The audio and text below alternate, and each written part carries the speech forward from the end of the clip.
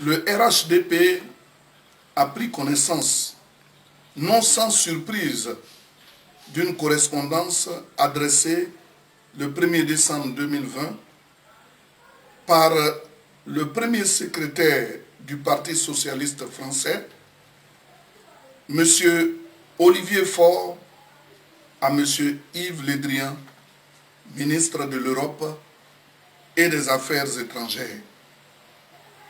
À travers son courrier, M. Olivier Faure invitait sans aucune pudeur M. Yves Le Drian à exercer des pressions directes sur le président Alassane Ouattara, dont il conteste la légitimité de sa réélection à la tête de la Côte d'Ivoire, afin de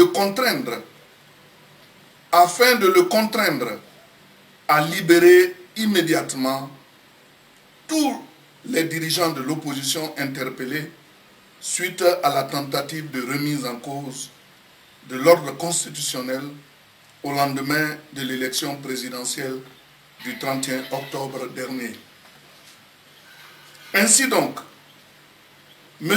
Olivier Faure, au mépris de la position exprimée par la France et l'ensemble de la communauté internationale sur le dossier ivoirien, prend le malin plaisir de s'insurger contre la candidature du président Alassane Ouattara, de contester les résultats du scrutin du 31 octobre 2020 et de dénoncer par voie de conséquence l'arrestation des auteurs des appels à la désobéissance civile et au boycott actif qui ont provoqué tant de morts, de blessés et de désolations. Il passe curieusement sous silence la tentative de déstabilisation des institutions de la République projetée par cette même opposition, avec notamment la création d'un Conseil national de transition qui envisageait se substituer à l'ordre constitutionnel établi. Au regard du contenu de ce courrier particulièrement orienté, partisan et manifestement guidé par des destins obscurs et inavoués, le RHDP voudrait marquer sa plus vive indignation. Car le Parti socialiste ne peut pas s'ériger en avocat du diable en défendant l'indéfendable. Il ne peut pas non plus cautionner l'inacceptable, c'est-à-dire la cause de ceux qui ont ouvertement et publiquement décidé de s'attaquer à la démocratie et au suffrage populaire en tentant par tous les moyens d'empêcher la tenue d'un scrutin démocratique. Ceux qui ont de façon délibérée combattu avec panache la démocratie avec des armes et des moyens non conventionnels. Le Parti socialiste français peut-il se permettre, sans risquer de souiller sa propre réputation et ses propres valeurs, de soutenir et d'exiger la libération de dirigeants politiques qui ont choisi de boycotter avec violence une élection, qui ont agressé, tué, brûlé et commis des actes terroristes et séditieux?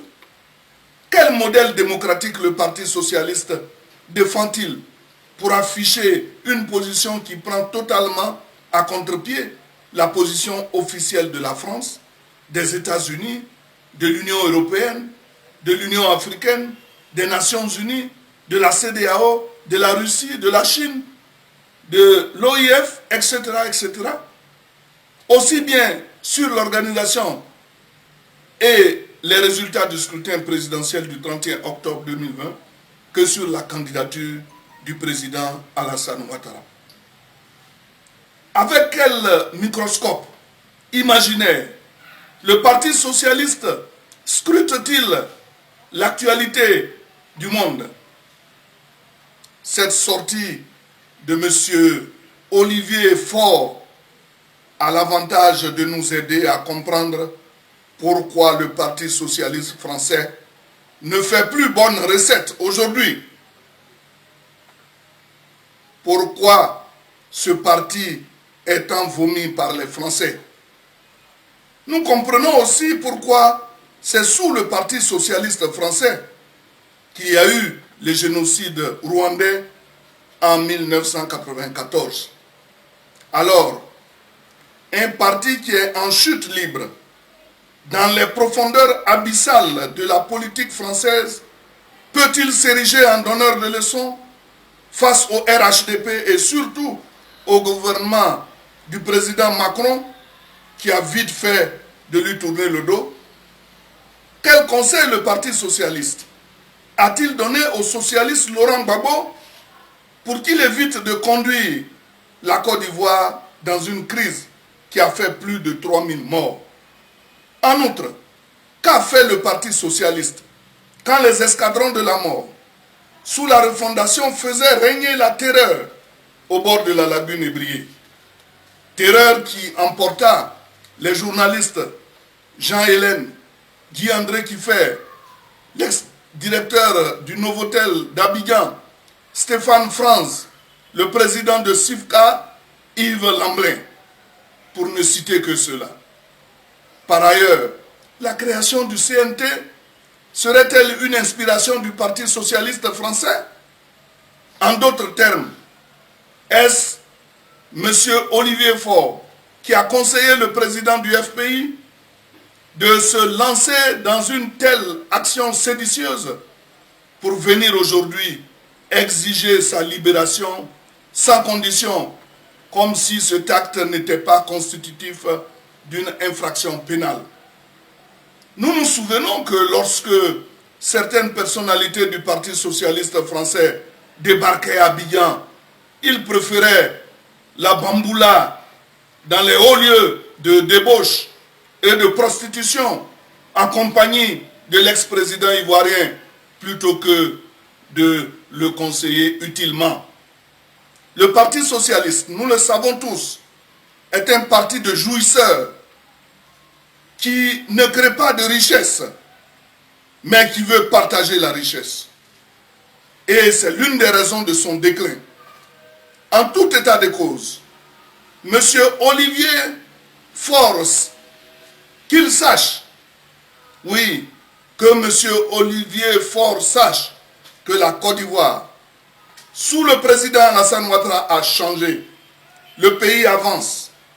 Il n'a rien à voir avec la Côte d'Ivoire des années 2000, sous Laurent Gbagbo, le poulain des socialistes. D'ailleurs, nous invitons M. Faure à faire un tour à Abidjan pour constater la merveilleuse métamorphose, une capitale en plein essor, à l'instar de tout le pays. En tant que libéral, le président Alassane Ouattara a fait du social et de la paix son cheval de bataille. Nous avons pour preuve les importantes ressources allouées pour soutenir des projets allant dans le sens de l'amélioration des conditions de vie des populations, de la promotion de l'emploi jeune et de l'autonomisation des femmes. Le RHDP voudrait vous rappeler que le président Alassane Ouattara, bien que se trouvant en situation de légitime défense face à une opposition violente, n'a pas attendu d'être interpellé par le Parti socialiste pour engager le dialogue politique avec le chef de file de l'opposition, M. Henri Konan Bédié. Mieux, certaines personnalités de l'opposition qui avaient été interpellées à la sortie des récents événements ont été relâchées. Des mesures de restriction des libertés de mouvement d'autres membres de l'opposition ont été levées. Toutes ces initiatives témoignent de la volonté du président de la République, son Excellence M. Alassane Ouattara, d'aller à l'apaisement et à la paix. Nous invitons par conséquent le Parti socialiste français à changer les lunettes avec lesquelles il scrute l'actualité ivoirienne s'il veut voir les choses plus clairement.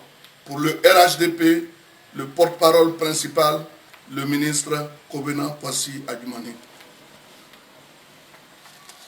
Je vous remercie.